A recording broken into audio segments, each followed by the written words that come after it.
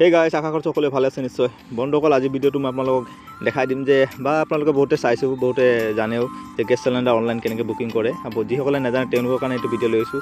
বিশেষকৈ আমাৰ ঘৰত সকলো প্ৰায়ভাগ মানে আমাৰ ইণ্ডিয়া চিলিণ্ডাৰে আছে।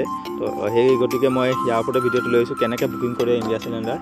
আপোনালোকে প্ৰথমতে এটা নাম্বাৰ মাৰিব লাগিব। নাম্বাৰটো ঠিক এনেধৰণৰ 8454955555। এইকেইটা নম্বৰ মাৰি লোৱাৰ পাছত আপোনালোকে কল কৰি দিব। কল কৰি দিয়াৰ পাছত অট'মেটিক কাট খাই যাব কলটো। কাট খাই যোৱাৰ পাছত অকণমান দেৰি ৱেইট কৰি ল'ব। ৱেইট কৰি যোৱাৰ পাছত ইয়াতে মেছেজ আহিব আপোনালোকৰ মোবাইললৈ। ঠিক এনেধৰণৰ মেছেজটো আহিব। অহাৰ পাছত আপোনালোকে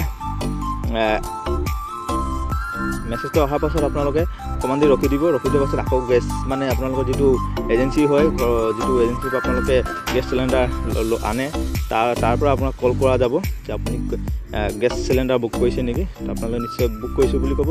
আৰু বুক কৰিছোঁ কোৱাৰ পাছত আপোনালোকক এটা কোড নম্বৰ সুধিব। কোড নম্বৰটো আপোনাৰ ইয়াত মেছেজত আহি যাব। মেছেজত আহি যাব, সেই কোড নম্বৰটো আপুনি দি দিব। দি দিয়াৰ পাছত আপোনাৰ মানে বুকিং হৈ যোৱাৰ পাছত আপোনালোকে আনিব পাৰে যাই পিনে। তো ঠিক এনেধৰণৰ আপোনালোকে বুকিং কৰিব অনলাইন।